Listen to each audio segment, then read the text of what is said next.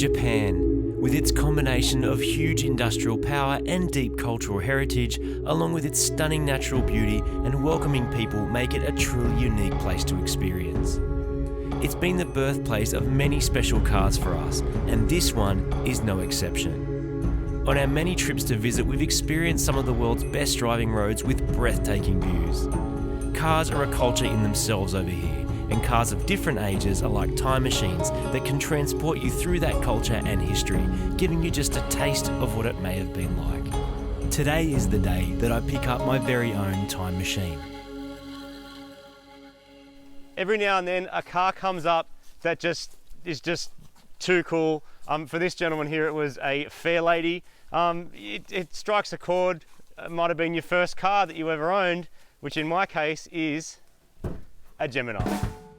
20 years ago, it was 1999, and I just got my learner's license and I needed a car.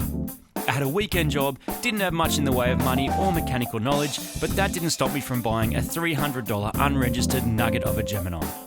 It needed heaps of work, so I hit the library and the internet and started absorbing Gemini info. Soon I had it running, registered, and painted a few different shades of green. Geminis were a big part of my enthusiasm for cars. I loved driving them, I took lots of photos of them and bought and sold a handful along the way. I always wanted a Gemini coupe, but so did everyone else, so they were expensive or totally rubbish and it never happened. Eventually I needed a bigger car to haul my music equipment around, so I left Geminis behind and jumped onto the Subaru bandwagon. Until today, 20 years later, where I found a base to build the Gemini I'd always dreamed of. It's a 4-cylinder, front-engined, rear-wheel drive coupe that's actually had more brand names thrown at it than most cars. It was one of the last rear-wheel drive small cars, as in the 80s front-wheel drive was making a big impact. Known in Japan as an Isuzu, in Europe an Opel, Canada a Chevrolet and a Pontiac, a Buick in the USA, a Vauxhall in New Zealand, a Daewoo in Korea, a Chevette in Venezuela, and in Australia, given the famous Holden brand, it is truly an international car. I've been teaching him well. He bought this completely sight unseen and untested off the internet. My man, well done. And now here we are in the middle of a bamboo forest in Japan, checking out this car for the very first time. And what I can say is that it's an absolute nugget, which I wouldn't expect anything else from the nugget master himself, old Colonel Nugget McNuggets. Tell us everything, Marty. So this is 40 years old. Yep. My understanding is it's a 78. It's a PF50. Now, we call them Geminis in Australia, but in Japan these were Isuzus, and it was a world car. So in Europe you had the Cadets. In Japan you had the Isuzu, whatever this is, Gemini LS apparently. And then in Australia we just had Holden Geminis. But this is a proper JDM PF50 1978 coupe. And the coupes are rare. Yes, it's been painted. I think it was originally yellow, but the black caught my eye. And I've always wanted a coupe. I had a coupe once. I bought it for $100 and sold it a week later for $100 because it was absolutely munted. No chance of fixing it. And now, 16, 17 years later, whatever it is, it's time to do a Gemini properly. Yeah, and we've come to the right place for it. So what you'll notice first is that the interior is particularly awesome. It is impeccable. Yeah, far out. Look at that. This is what caught my eye in a big way because the Aussie ones, firstly, do not look like this. The interior is not this complete. And it's just, really nice. The seats are really nice. The body's pretty straight. There's a few bits of rust I can see, but nothing bad and nothing nearly as bad as some of the ones I looked at in Australia. So it's also worth mentioning that I've been looking for a Gemini for years, the right Gemini. Just keeping my eye out, thinking maybe one day it would happen. Is that your car? There it is. Look at it. Far out. I think that's the inspiration of what it was supposed to look like. I actually reckon the square headlights look better than the round ones. I don't mind them, yeah. I think it looks cool. Yeah, I'm all I don't know if that it. means it's like not as cool or something because I don't understand the Gemini game, but I reckon that looks rad. There's a few problems with Geminis. One is that they are old. Yes, they rust out. They leak water. They've got all those 70s old car problems. It is not as nice a spec car as what you'd expect from a 240Z or a Fair Lady. Like that was probably the next level in terms of expense and quality. A whole lot more money though. Yeah, and more expensive. These were sort of like more your fun, small car. Is this a 1.8 litre? This is probably going to be a 1.6, but I don't actually know. We should look under the bonnet. No, because I mean, they call them an 1800.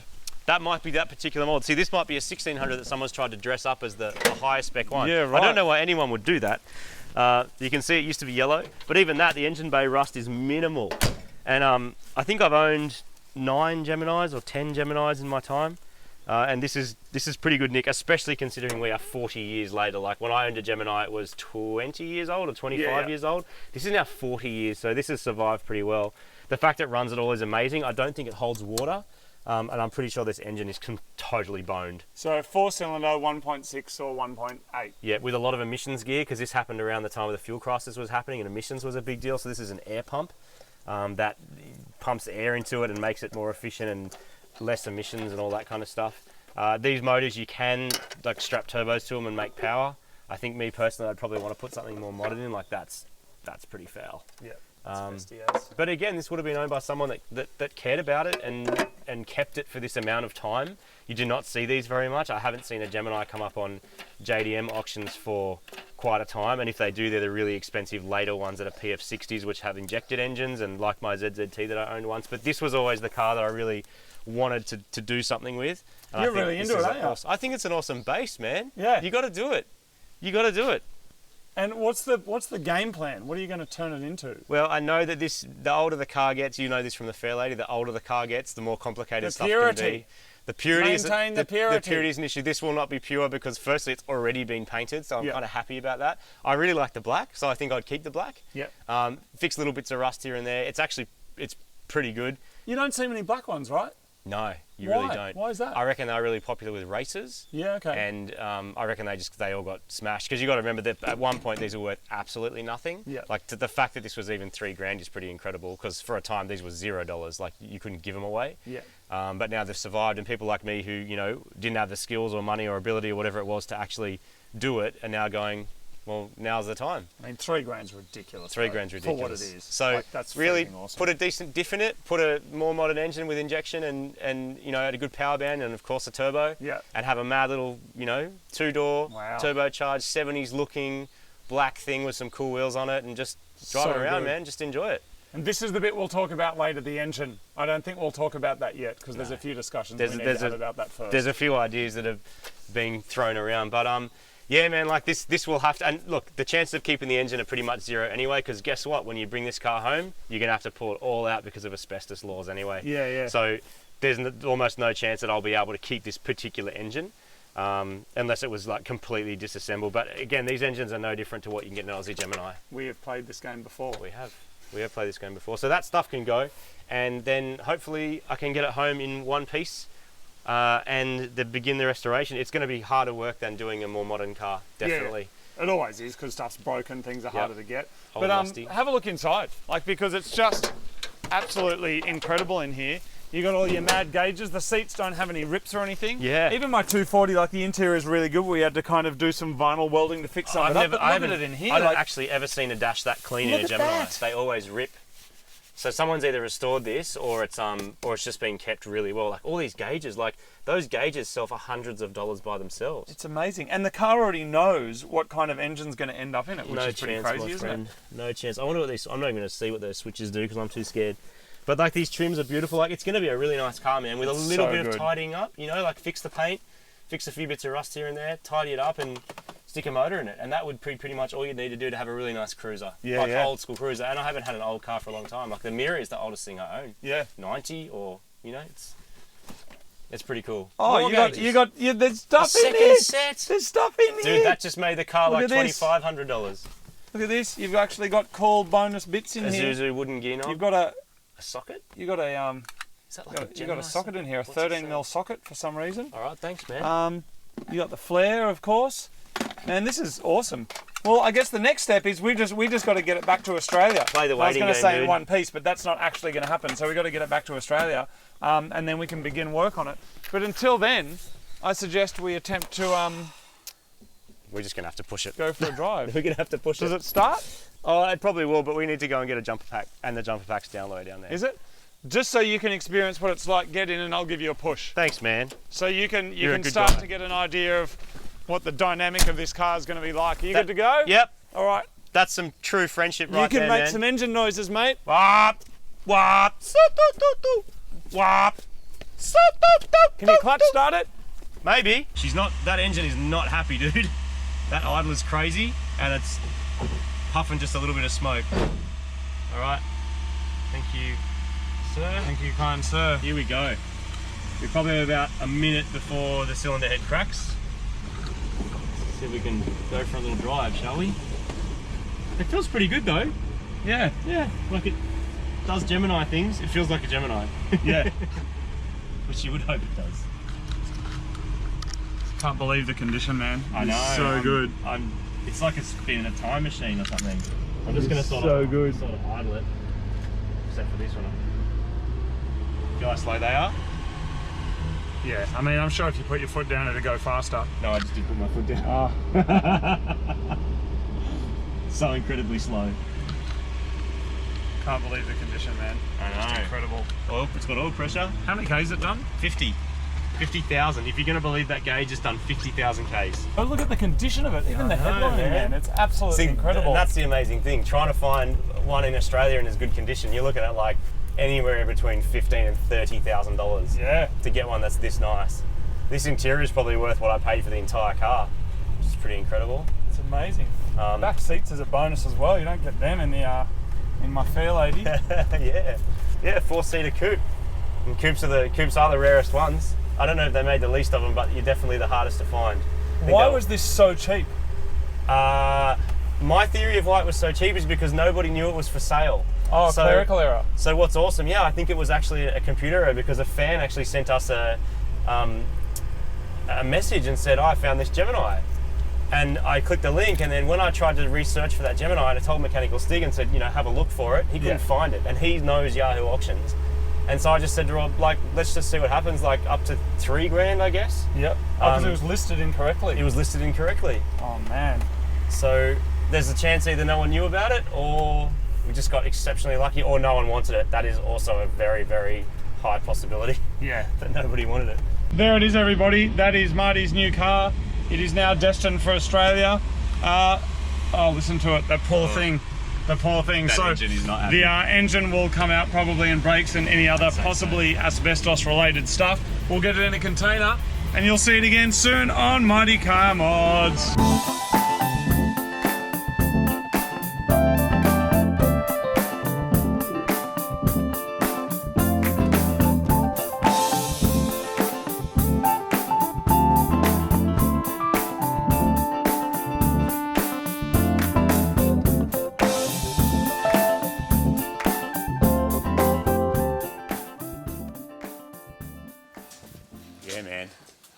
Yeah, man. Can you believe it's been a year?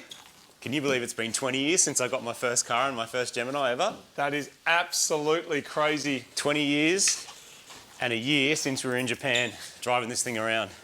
Now here it is. Here it in is. Australia. Yep. Covered in ash, because we've got some hectic bushfires at the moment in Australia. Yeah. But here it is. How's it feel? It's here. It's amazing, and it's so straight and so clean.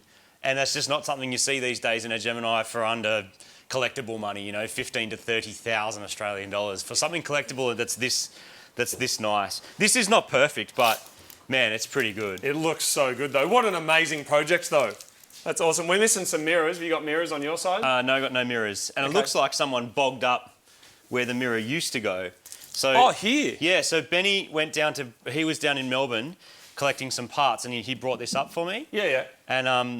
And yeah, straight away picked that kind of stuff. It looks like they took the mirror off. But what he also noticed was it doesn't look like this car's been registered since 1992. Whoa, so it's just been sitting. Well, proper barn find. It was bought unregistered, and I don't think it's been out in the weather, because you've seen what Japan does to cars like that. Yeah. And the last rego badge that we have any evidence of is from 1992. So there's a chance, and this paint job's old too. Yeah. I can see down here, proper Cuba style, you can see the colours. But unlike the cars we saw in Cuba, it has only been 2 colours. We've got 3 actually. We've got black, yellow and rust. Yeah, well and you know what, there's a little bit of rust, but nothing bad really by Gemini standards, because they are known to rust. And Benny was saying also, for cars he's seen with Japanese paint jobs, it's pretty good. Yeah. It's pretty good. Martin, I think it's time.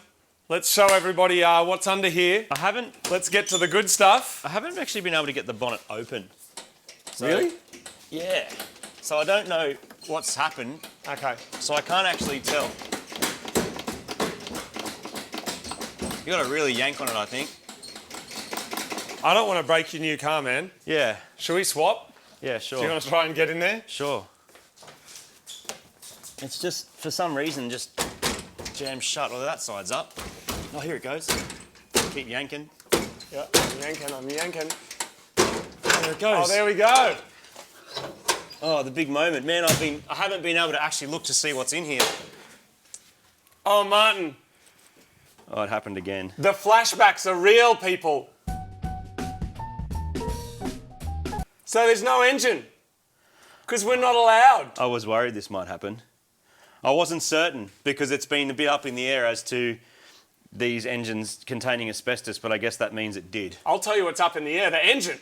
It's literally been pulled out. So no engine, no gearbox, no brakes. It's 240Z all over again. Yeah. This is due to Australia's import asbestos laws. So we don't actually know what car this is exactly, do we, in terms of what kind of Gemini, but we got this brochure and the off its nuts one, the Ducks Nuts, is the LSG. Yeah, and also importantly, the 1800 LSG. So these came out in a few different trims. In Australia, we just got them as 1600, so 1.6 litre, see you later. Did this have an 1800 though in Japan? Well, I don't know. I don't think so. Because I couldn't work out either. which it was. The fact it's black is a bit of a red herring.